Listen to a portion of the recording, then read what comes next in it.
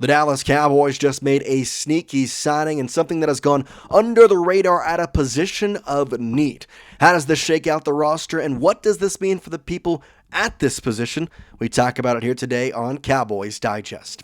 Welcome in, everybody. I'm Jace Andrews. I appreciate you tuning in to today's show. I want to thank you for the support on our last couple of videos and want to remind you to hit that subscribe button. We are closing in on 9,000 subscribers. When I originally took over, we were less than or right at 3,000. The fact that we are closing in on 9,000 is so surreal. 150 away. And if you are watching this video now thinking about subscribing, I promise it'll be a very good decision. You'll get daily Cowboys coverage throughout the entirety of the season and beyond.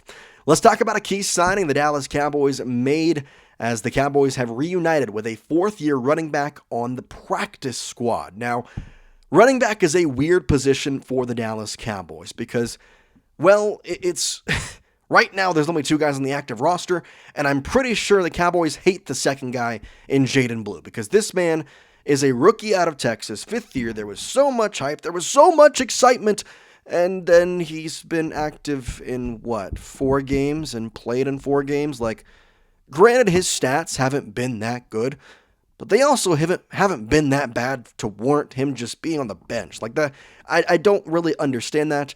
The fact that literally he was on the bench in the most recent game the Cowboys played, it just speaks to how the Cowboys view this guy. However, the Cowboys have been active this bye week. Obviously, that helps when the NFL trade deadline is in there. Obviously, getting Cincinnati Bengals linebacker Logan Wilson because of him asking for a trade. They got him at a discount price. You also went out and got a blockbuster trade acquiring the New York Jets all-pro defensive tackle Quinnen Williams.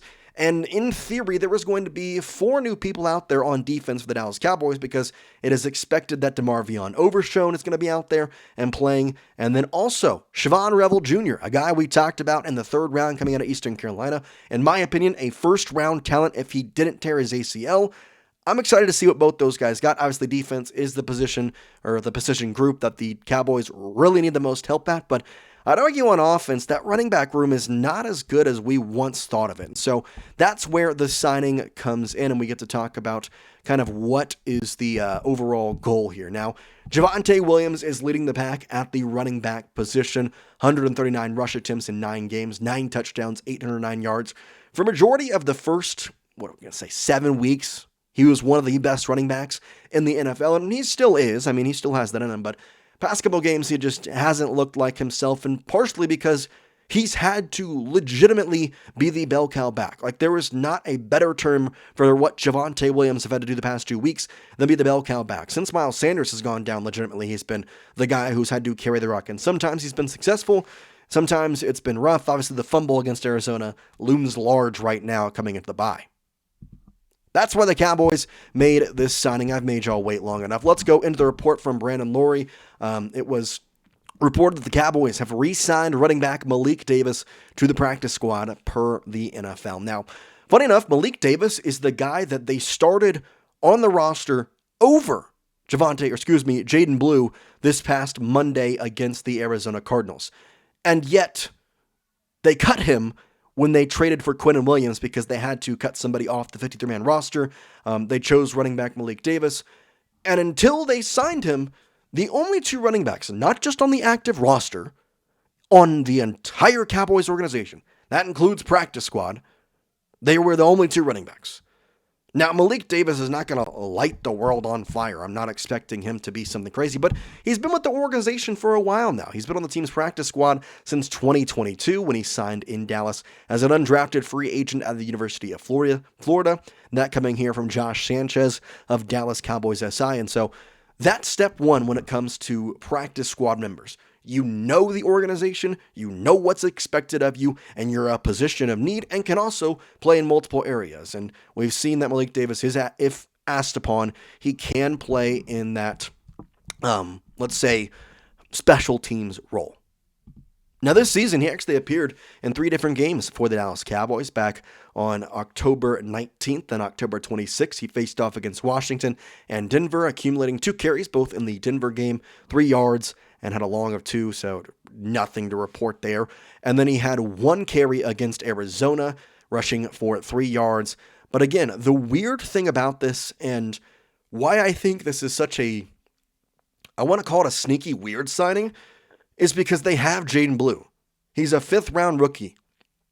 Was very good at Texas. And they don't want to use him. They don't. We go back to his stat sheet. 4 games, 22 carries, 65 yards. He's not played terrible. You want to see terrible? That Malik Davis has played terrible. I haven't given him really a chance, but why are we not using him more is the question I have, especially when Javonte and his stats, I'm not going to say they've gone down, but they definitely haven't been as productive as you would expect and as you saw in the early part of the season. And so for the Dallas Cowboys and for this organization, I asked the question, what is the plan with the running back room? Because now you have an extra guy on the practice squad, a guy that you pulled up and signed to the active roster not a week ago. I'm just so confused by what the planning is, especially since the offense, they've been very good. They look lackluster against the Arizona Cardinals, but that's besides the point. I'm kind of at a baffle for words, and also am wondering what the end goal for this running back room is. Is it to play Javonte Williams until you run him into the dirt? Is it to not get Jaydon Blue out there because he's a rookie and you don't believe that rookies, especially rookie running backs, should touch the ball? I mean, what is it going to take? Is Javonte going to have to go down? I knock on wood. I don't want that to happen, but they don't want to play Jaydon Blue. They don't. And I don't understand why. I know we had the ankle injury in training camp, or rather preseason, whatever, that kind of both that area. But what I don't understand is there was so much excitement behind him. There was so much prowess. Obviously, it helps that he's from University of Texas and playing for the Cowboys. I mean, that lineage automatically makes you a guy who everybody's going to be excited to see. But at the same aspect, I think that excitement was warranted by things he was doing in training camp, things he was doing in the only game he got to play in preseason. And now we kind of sit here, it's bye week 10, right in the middle of the season, and we're thinking, yeah, we haven't seen much of him. Yeah, I mean, Javonte has come out here and played great. That's great, but we also didn't expect for Miles Sanders to get injured.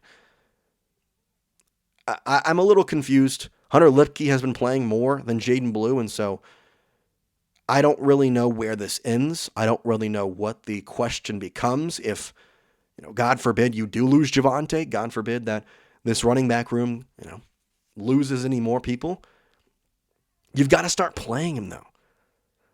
It's not like he's gone out there and fumbled the ball every time. Has he ran well? No. Has he looked good? Not the best, but at the same time, the one game that I really think he looked bad, that was his first game ever in the NFL against the New York Jets. 4 carries, 7 yards. Since then, I mean, it's been okay. Obviously, Carolina 3 carries, no yards, and it looked great. Kind of got unlucky with the defensive line or the other offensive line, but 7 carries, 29 yards, and a 4.1 average, I'll take that. 6 carries, 29 yards, 3.6 average, I'll take that, especially when he had a 14-yard run against Denver. Granted, garbage time, whatever. I'm a little confused. Malik Davis signs, that's great. You have that back-end guy. I expect him to be pulled up on the active roster a couple times. I can't tell you I'd be shocked if in a couple weeks there's an injury and they decide to sign him to the active roster. I think there's a bunch of different things we can talk about with that. But that is the news of the day here on Cowboys Digest. We appreciate you tuning in, and for now, we'll see you later here on the show. Peace out, guys.